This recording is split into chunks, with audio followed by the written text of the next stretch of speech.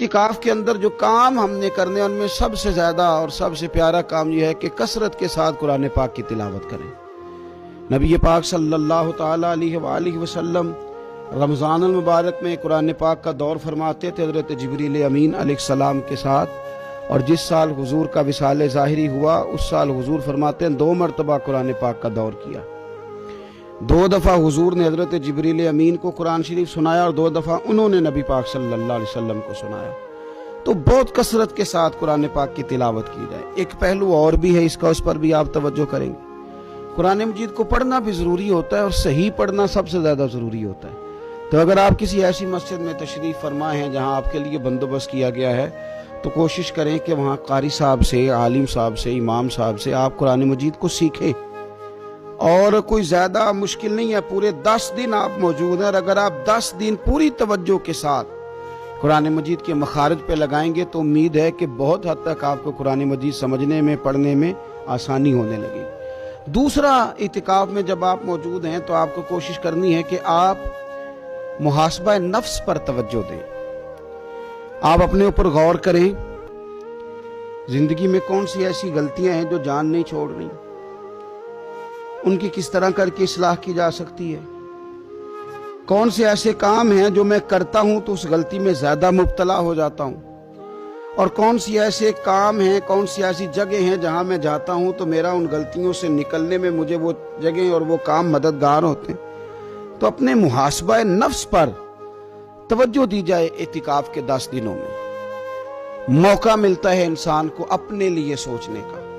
حضرت مجدد الفسانی شیخ احمد فاروق سرہندی رحمۃ اللہ تعالی علیہ سے کسی نے پوچھا تھا کہ دنیا میں خوش نصیب شخص کون ہوتا ہے، تو فرمایا جسے دید قصور حاصل ہوتی ہے۔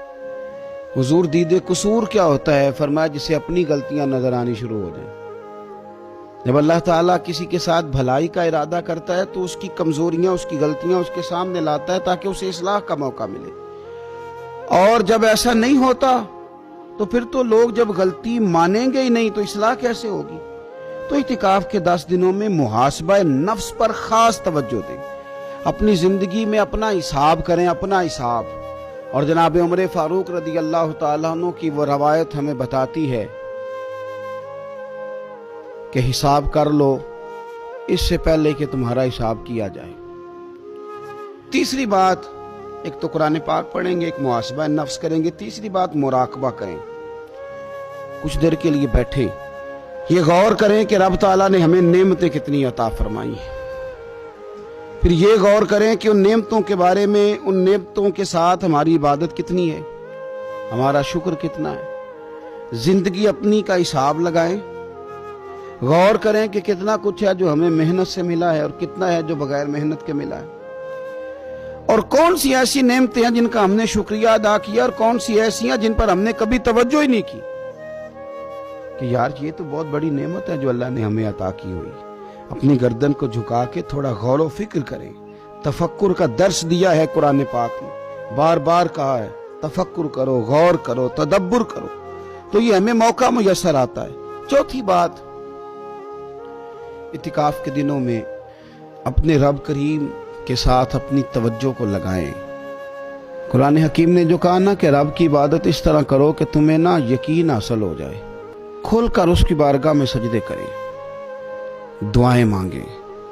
ہمارے صوفیہ فرماتے ہیں کہ ایک وقت آتا ہے کہ انسان کو خود اطمینان قلبی نصیب ہو جاتا ہے، اسے محسوس ہوتا ہے کہ واقعی میرا رب مجھ سے راضی ہے، اسے محسوس ہونے لگتا ہے کہ میں اپنے مالک کے قریب چلا گیا ہوں۔ وہ اس کثرت سے نفل پڑھتا ہے، اس ذوق کے ساتھ وہ اس کی بارگاہ میں دعائیں کرتا ہے، اس شوق کے ساتھ وہ تلاوت کرتا ہے، خود محسوس کرنے لگتا ہے کہ اب میرا دل لگنے لگ گیا ہے، اب میں دعا مانگتا ہوں تو مجھے لگتا ہے کہ قبولیت میری دعاؤں کے قریب آنے لگی ہے۔ اللہ نے ہمیں یہ موقع دیا ہے کہ ہم خوب اس پر توجہ کریں۔ 5ویں بات اعتکاف والوں کی خدمت میں یہ عرض کرنی ہے کہ پورے 10 دن ہمارے پاس موجود ہوں گے اور ہم نے مسجد میں ہونا ہے، تو کیوں نہ ایسا کریں کہ از اول تا آخر، صبح سے شام تک ہم ہر وہی کام اسی طریقے سے کرنے کی کوشش کریں جو طریقہ ہمیں رسول پاک نے عطا فرمایا۔ ہمارا کھانا، پینا، سونا، جاگنا، بولنا हुजूर की इत्तिबा में ले आए हम। इन 10 दिनों में हम प्रैक्टिस करें कि हमने सुन्नत के मुताबिक, हुजूर के तरीके के मुताबिक सारे काम करने। आप अगर ये इरादा करेंगे तो पता है मदीने वाले महबूब अलैहिस्सलाम ने फरमाया, जिसने मेरी एक सुन्नत को जिंदा किया गए गुजरे दौर में, रब उसे 100 शहीदों का सवाब अता फरमाए। तो इतना एजाज है।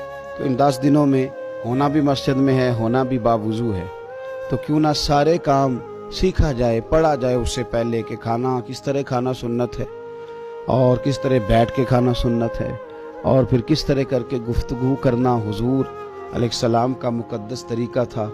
वो किस तरह से फूल झड़ते थे जिनसे लोग फैज़ हासिल करते थे। तो इतिकाफ़ में अपनी मसरूफियात को इन 5 कामों में लगाएं। एक तो तिलावत कुरान हकीम करें, दूसरा मुहासबा नफ्स, तीसरा मुराकबा करें, तदब्बुर करें, गौर करें अपने ऊपर भी और अल्लाह तबारक व तआला की निशानियों पर भी, और चौथा ये कि कोशिश फरमाएं कि हम अपनी इबादत को, अपनी दुआ को, अपने इस्तिग़फ़ार को इस तरह का बनाएं कि हमें महसूस हो कि कुर्ब इलाही के जानिब हमारा सफ़र है। और 5वां, इन 10 दिनों में सुन्नत और शरीयत की वो सारी चीज़ें जिसका दीन हमसे मुतालबा करता है। अब तो हम बिल्कुल दुनिया से एक साइड पे होकर बैठे हैं, अब तो इस तरफ तवज्जो करें। अल्लाह ताला समझने की तौफीक अता फरमाए।